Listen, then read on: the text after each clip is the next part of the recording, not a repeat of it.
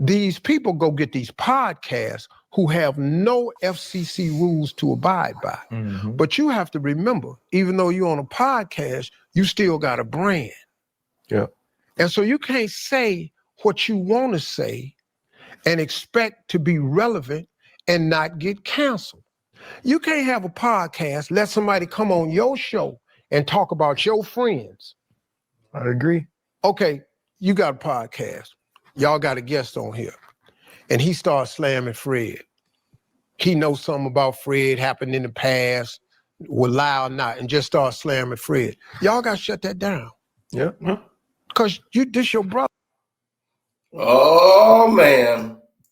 Drop the intro. Hi, I'm Carcino. Oh, let's talk about it. Let's talk about it. No one knows Carcino and none of these. There's so much going on in the world, and I'm just giving my 2 cents on it. Go in and do a raid at someone's house, but you don't have an arrest warrant for them.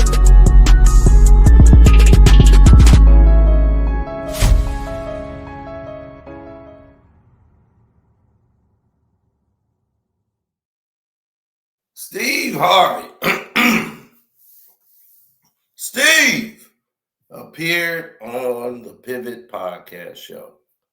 And boy, oh boy, did he not disappoint. He went and delivered some information. And this is what I'll be trying to tell people all the time when it comes to these gatekeepers or the ones that they put to be the protectors of the spot, to say, hey, you the guys to make sure nobody else get in. You in the room, you good. Now everybody else, they're gonna have to find a way to discourage for food. So I don't understand how everybody who's going around scourging for food and doing all of this, right? I'm going to give you the details as to why all this was happening to you. And Shannon Sharpe is sitting at home right now, probably going, man, I don't even know how this thing started. Steve is basically giving you the seeds you need. If you read between the lines of what he's saying, he's already telling you what happened to your career. Now, listen and see if you can pick it up. I'm controlled by FCC rules. The problem is, these people go get these podcasts who have no FCC rules to abide by. Mm-hmm. But you have to remember, even though you're on a podcast, you still got a brand. Yeah. And so you can't say what you want to say and expect to be relevant and not get canceled. You can't have a podcast, let somebody come on your show and talk about your friends. I agree. Okay, you got a podcast. Y'all got a guest on here. And he starts slamming Fred. He knows something about Fred happened in the past, will lie or not, and just start slamming Fred. Y'all got to shut that down. Yeah. Because this your brother. You got to protect him. And you got to protect the brand. They don't do that no more. So you come on my show, you spread all these lies about some people that I call my so-called friends, and I just let you sit there and check it. And because your podcast had so many views on that right there, your next guest is the same type of guest. Because now you want your money to be made off clicks and views at somebody's expense. Well, now guess what? You got to pay for that.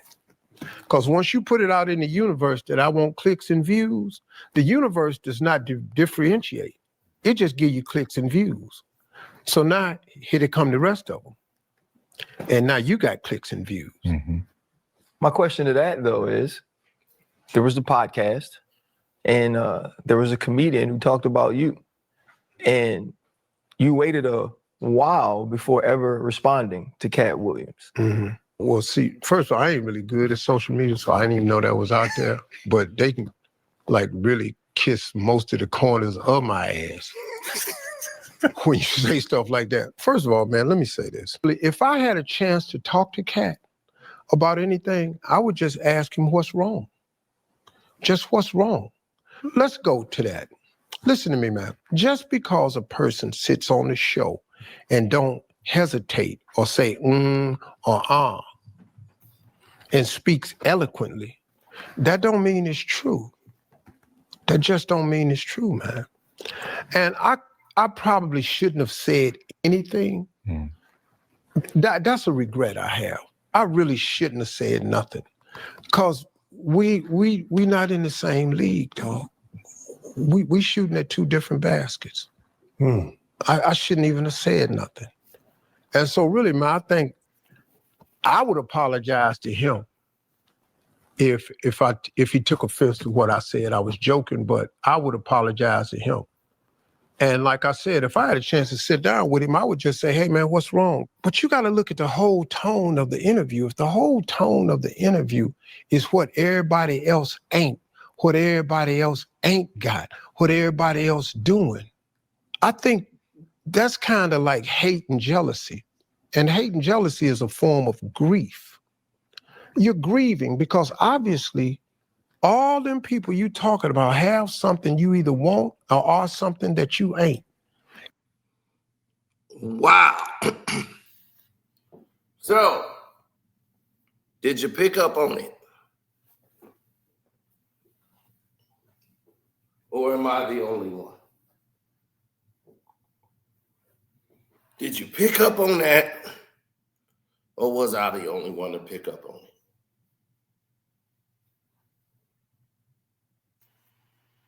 You see, Steve, let the cat out of the bag when he's basically trying to tell Shannon Sharpe, see, you did that for clicks and views. You got so popular off that interview that you were supposed to shut that down because we was your friends. And you let this guy come on your show, and because it did so many hundreds of views, you didn't edit that part out for us. Now, this circle that we was bringing you up in, now we gonna cut you out of it. And your next guest, meaning Monique, came up and she started talking about us too. And you went towards the views. And once you do stuff for clicks and views, now all of them gonna come. All the people that have something to say, they gonna come up there and talk. And you just think, man, I'm just asking questions. I don't really know nothing. So Steve's mad you didn't shut that down. Now I gotta show you how the power structure works. Because you didn't do that, now it's all coming on you. Now you the clicks and views. And what Steve is trying to say is, see, now you got to get it. So if you thinking all these other people that I'm protected, I'm not going to do it to you. But people that I know that are invested in me are going to do that to you, Shannon Sharpe. And they already got you in the bag. It's just a matter of when they wanted to pull it to get you back in line, because you generate and you drive numbers. You drive public interest. And if you drive public interest, then they could make something of you. Now, the other thing he was trying to say to Katt when he said, we're not shooting at the same basket, is what he's been trying to say the whole time.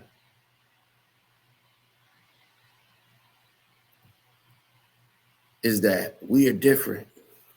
We're playing in a different league. And don't forget to hit the like button, y'all, and subscribe to the page. I know I didn't say it earlier, but you need to hear it. And what he's basically telling Katt is that I'm in a bracket you're never going to get to. because they got people that guards those doors to make sure you don't get these kind of deals. They're right there to make sure that you own the outskirts forever.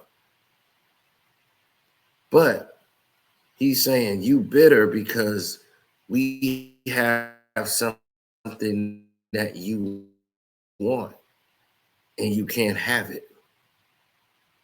This is very telling, people, meaning that no matter how great Katt is, how much loved he is by the people, he's never going to get in that position, because you're going to have to bow down to get to that position.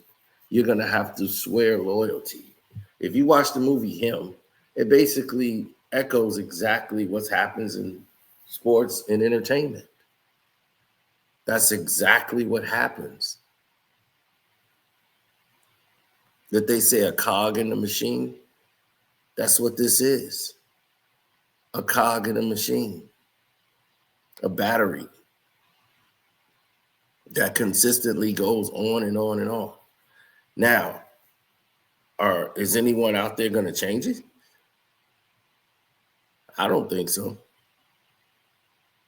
They can say they're going to change it, but are they?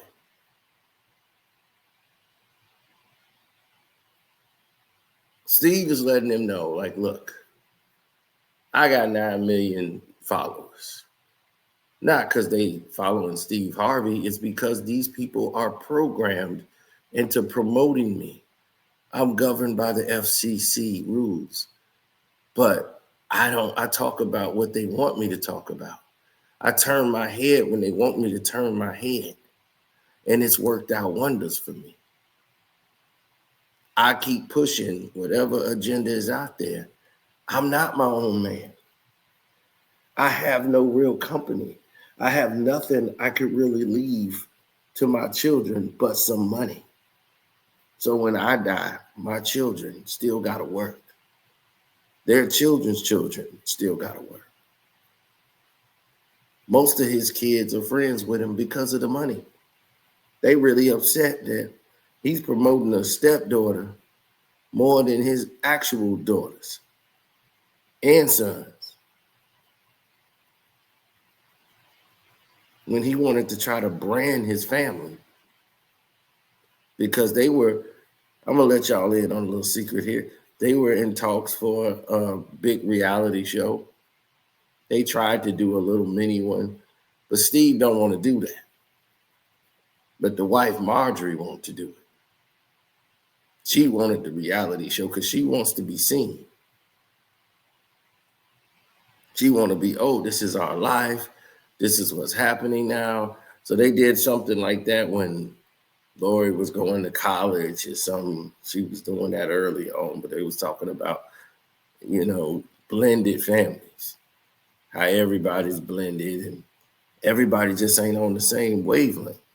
Not all the kids are, liking the current situations. So getting everybody together to agree to do something, they just don't want to, irk their father enough to where he cut them off.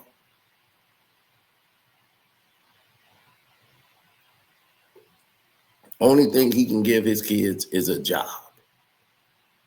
Say, hey, you get a job doing this. But he can't get them something that they need for them. That's not in his mode. That ain't in his bag.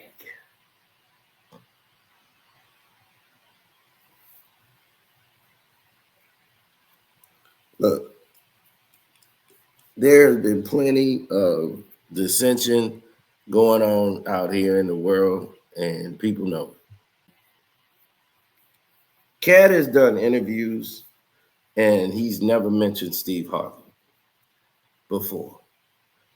He came up there because everyone who came before him, every person that he was naming, had been on that same platform, Club Shay Shay, and stated these same things about him. So why are they up there taking shots at Katt Williams? Then all of a sudden, right, Katt goes up there, and before he gets started, soon as the show starts, he, boom, drops a bomb and just take everybody out in the opening of a podcast. Becomes the most watched podcast show in history. And you think Shannon Sharpe is supposed to cut that scene? He's supposed to cut that and not generate the largest shown, largest seen interview ever. He's supposed to just cut that for you.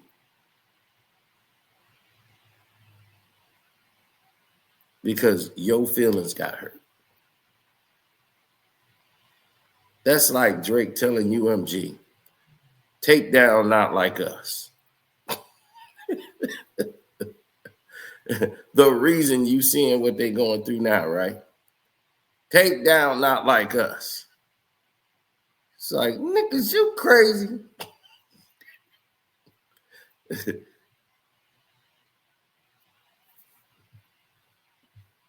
They weren't taking down Not Like Us. And a lot of people didn't see or understand the situations or the scenarios.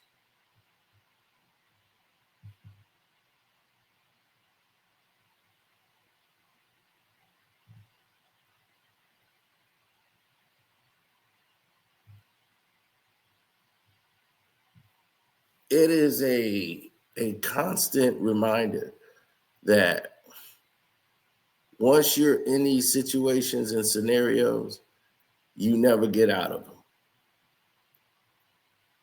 Like Shannon Sharpe could eventually come back to the table. He's just going to have to bow down.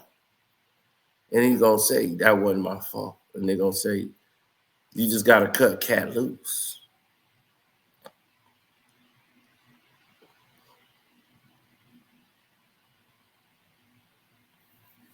Katt got what he wanted out of it.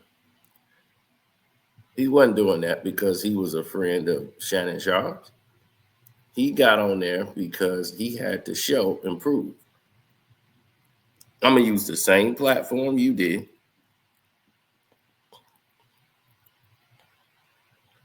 And take off from there. Now, Shannon Sharpe was skyrocketed. He rode that success of the interview into everything. All his businesses were up. Shannon was big man on campus. Nobody was touching Shannon Sharpe. Everything was pointed towards the ceiling. $100 million valuation. We talking Pat McAfee money already. Entry level. Then something happened.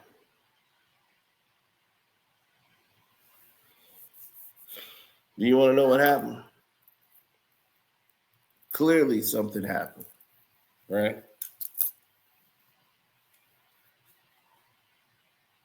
And when that something happened, it totally took away from everything Shannon Sharpe had.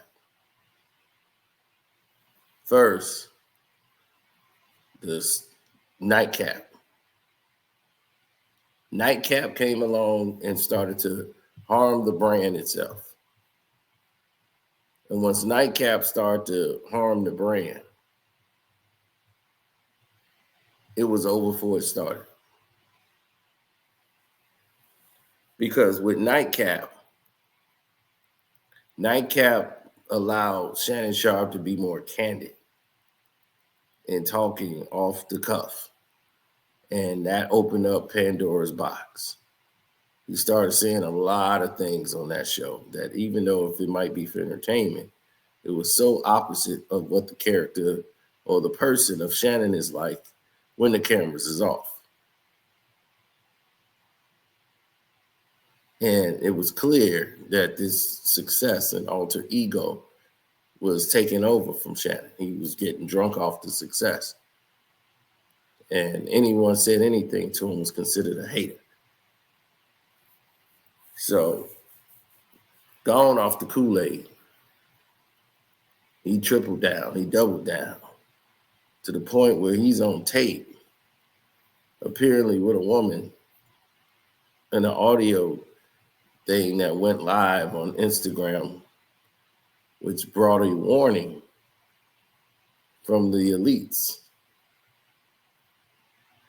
And shortly after that comes these accusations and cassette tapes of you talking about choking a white girl and breaking her neck and choke the life out of her and all these things that was damaging. Then you put out a video talking about you're going to sue Tony Busby. Tony Busby, I'm going to sue you. You and Gabby. Y'all try to ruin me, so I'm going to sue you. And then he settles. Then he settled another lawsuit he had with Nightcap. He settled that one out of court. And that was that. Now, the settling man was settling these lawsuits. ESPN said, no, sorry, we can't have you back. And that was that with Shannon Sharpe. Then comes along the podcast deal. Now, Shannon Sharpe is in a new podcast deal with Playmakers, backed by a big major corporation. But we're going to see, the guests improve. We're going to see how this moves, how it goes along moving forward.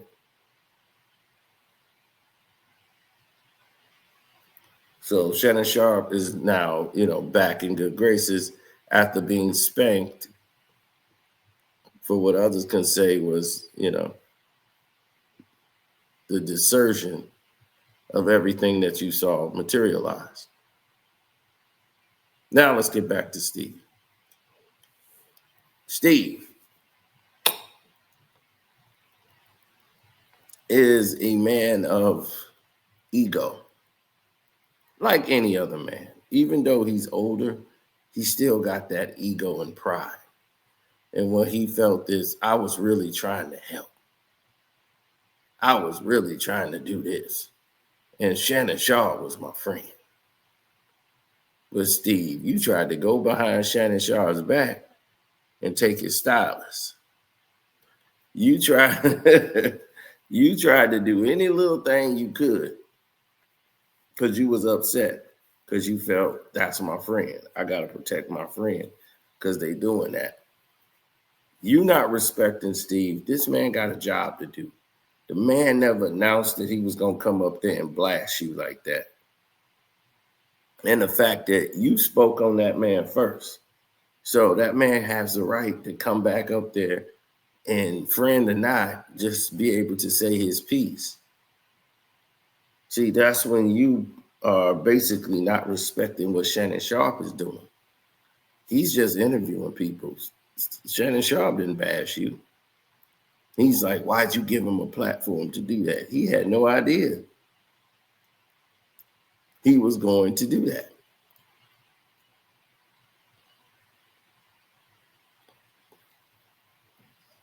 This isn't like these other platforms or podcast shows where they are governed by salaciousness.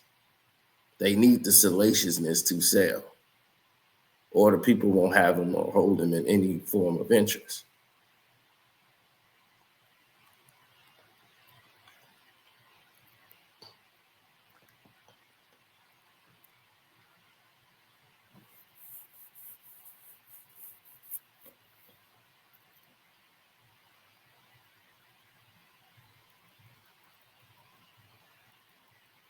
No. There have been a lot of things done before that can never be entertained by us. It's meaning that we would never entertain it here.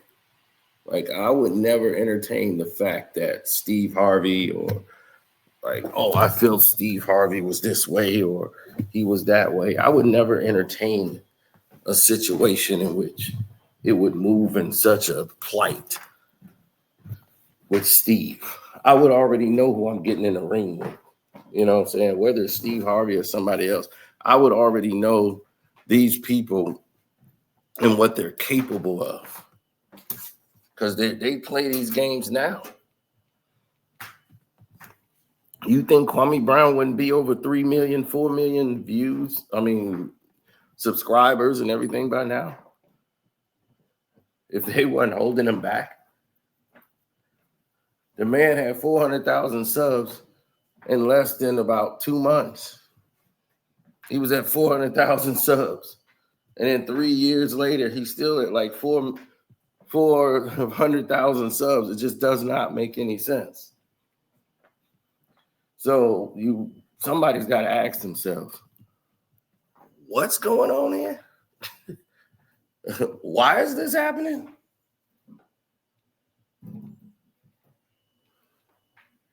Because, see, the margin calls.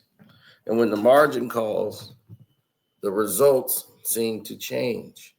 Everybody's thought patterns change. All of a sudden, nobody wants to be associated to the situation anymore. Everybody wants to change.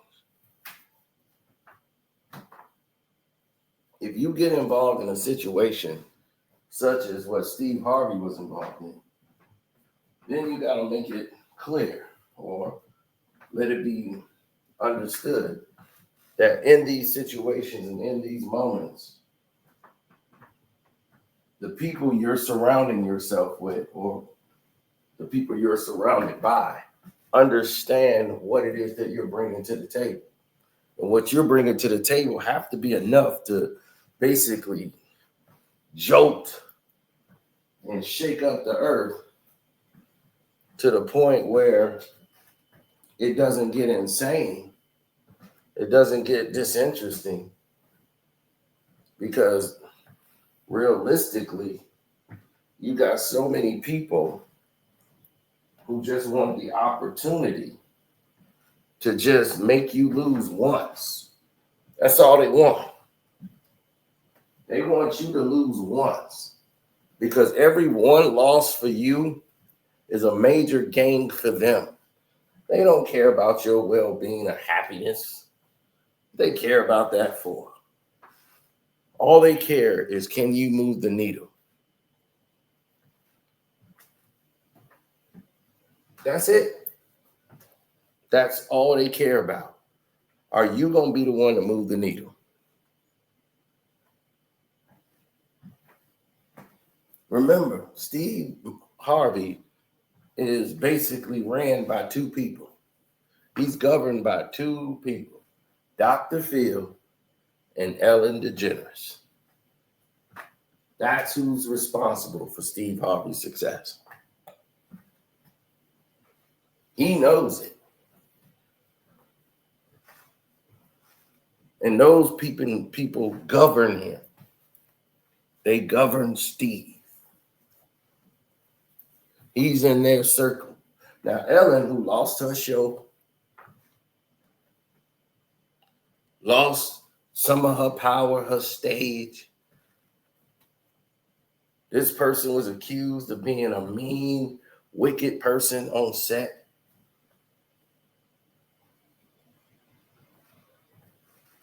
Again, they hesitated to take her show down. They were fighting for it. Wouldn't touch it. Now, ask yourself why.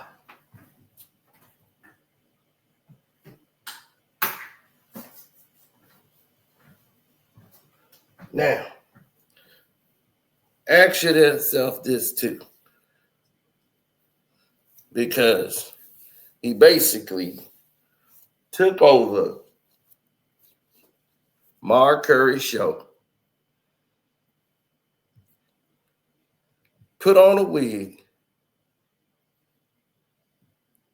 to give himself a hot top fade like Michael Curry and had the Steve Harvey show and copied Hanging with Mr. Cooper.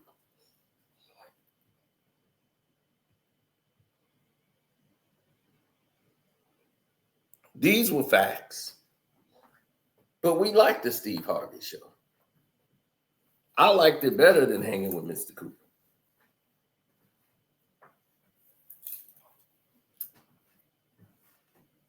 But still, it was mostly the direction they chose to go down. We all know about his feud with Bernie Mac and what led to that, the ego. And he's basically took the place of what Bernie was. Except for Bernie made it to Hollywood, where Steve just, he was never going to make it in Hollywood.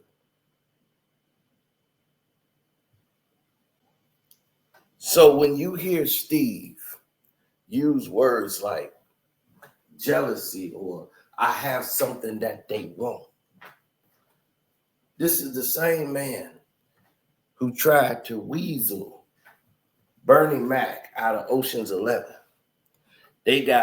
Bernie Mac got the part, and you had your people try to take Bernie out of that position and put yourself in it, saying you were willing to take less money if they were to put you in. Now, Steve personally probably didn't call himself.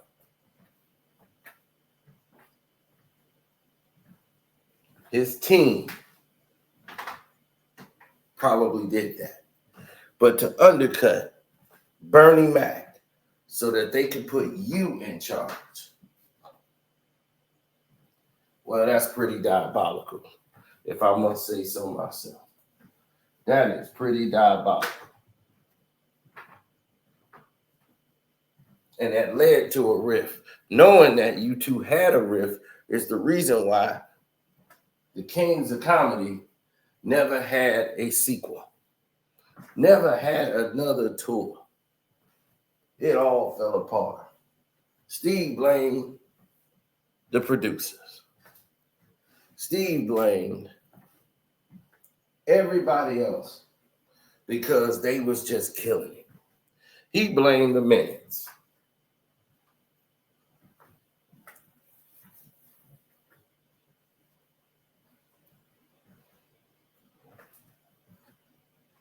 And he tried to tell them, man, we got to tone it back so that we all could look good. We all could shine. They weren't trying to hear it.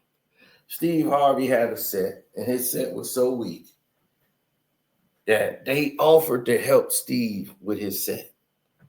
Like, man, look, we want your set to be stronger. He was offended. Like, almost saying like he wasn't funny. So they came up with the idea of letting Steve be the host because his set was so weak. Took the strongest parts of his jokes and used them in the middle of the set. In between bringing out the comedians, you the host, you're the MC of the night.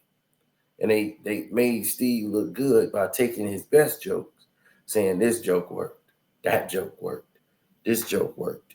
Use these jokes when you on, doing the setup. And that made the Kings of Comedy shine. But he never gave credit to Sid. He never gave credit to all those other guys who was up there. Never gave them their proper just due.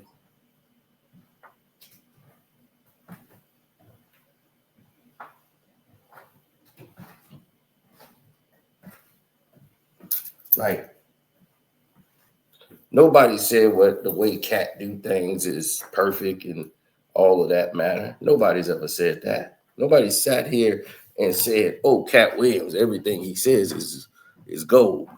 His disdain for Cedric the Entertainer or the industry, he might be bitter. Bitter at Kevin Hart? Yes, he's bitter at Kevin Hart. But he's at a point where he feels like, I already know I will never get there your way. And I don't want to. But you can't cancel me because the people know me. I'm too big. You failed. There's no way you're going to be able to cancel me. I would have to cancel myself.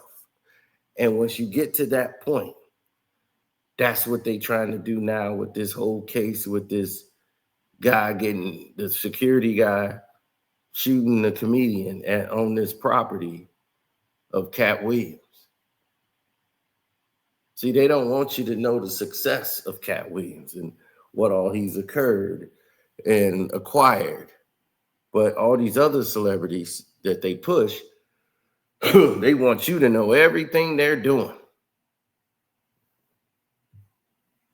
Oh, such and such just bought a house. Oh, this person just got this. Oh, they just bought a brand new estate. They got this going, they got that going. They want you to believe that all these celebrities and entertainers is what we're supposed to look up to 24 hours a day. See, Mark Curry couldn't get his. Like older people know Mark Curry, the younger folks don't. So they're able to pull certain activities over the walls of people's eyes, and we just got to go along with it.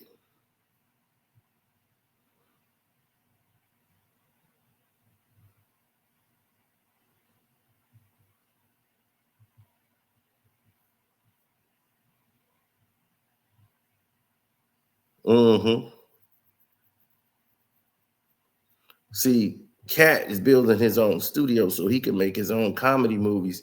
See, and with the streaming network, he could supersede and go past Hollywood. I don't need Hollywood no more. Hollywood is dying.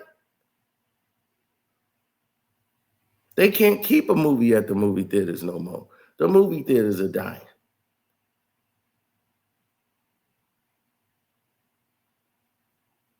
All these small movies now, they go to streaming like in about 2 weeks. Americans has become more lazy. They staying at home for everything. They don't even want to go out no more. So the kids and the teenagers, they're the ones that keep the movie theaters going. They're the ones take their dates out.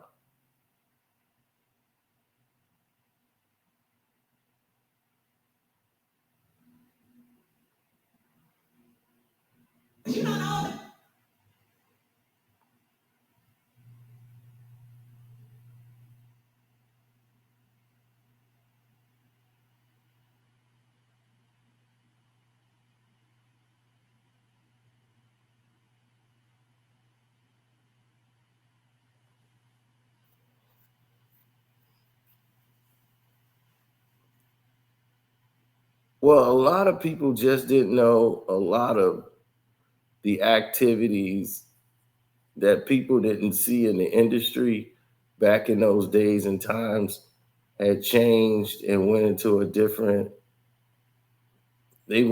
whole different level.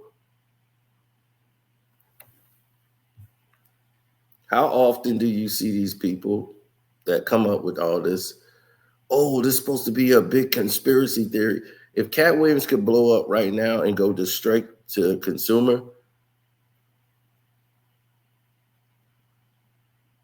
if they go directly to the people that they're trying to reach, they don't need you.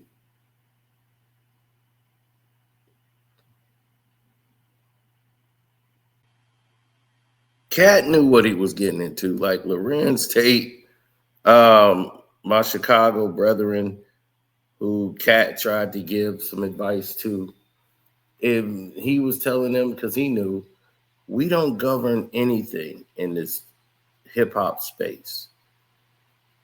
And this man was the leading man in the 90s and even in the 2000s, even now. You know, and Katt Williams exposing why we don't have any Lorenz Tate like movies. Like he should be like he is an actor that should have been seen more. Like, why didn't you see him more in more of these big projects? He was our young, bright, up-and-coming star from the west side of Chicago. And they just silenced him for years. And they do that. Brandon T. Jackson got silenced. They did a lot of activities. that did not sit accordingly to what we believe in as people, as following the code.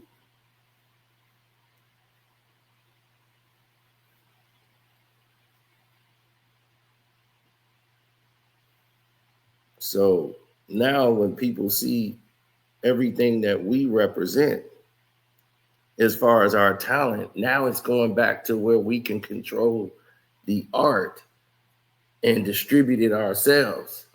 Now they're going to be more, oh no, come work with us. Oh no, we'll give you a fair deal now. Because see, they know the power dynamic is shifted. And now it's going to streaming, and people at home could just decide what they want. How big you are in your social media profiles in your life, you can go directly to consumer. That's it.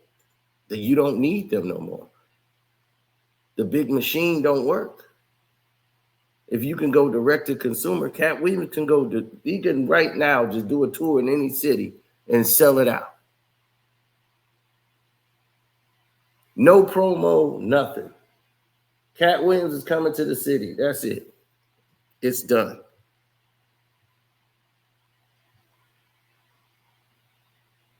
So just let that sink in and think about what they did to our brother Lorenz Tate and the way 50 brought him up and said, hey, we got to put this dude back in the movies because this was our talent back in the 90s. For them to recognize that and to bring him into the Power universe, I just wish we would have got that Power series with him that was supposed to happen that they pulled the plug on. But it's Hollywood. It's what Katt's been trying to tell you. There's a room with people with cloaks and hoods on making decisions. You just saw it in the Jay-Z casino trial. He had the blessing of the governor and the mayor, and 6 people voted in a room to say no to billions of dollars. 6 people. And they only had 2 of the votes. So if you don't know that 6 people were going to make that decision and you didn't have the votes, you don't go in that direction. So hopefully you guys enjoyed this video. Don't forget to join my Patreon, which is Carcino for Life. You're going to definitely like what we have on there. Told y'all I was putting the video up. Y'all thought I was going to do all football. I did not put a video out, and hopefully you guys love it. Peace.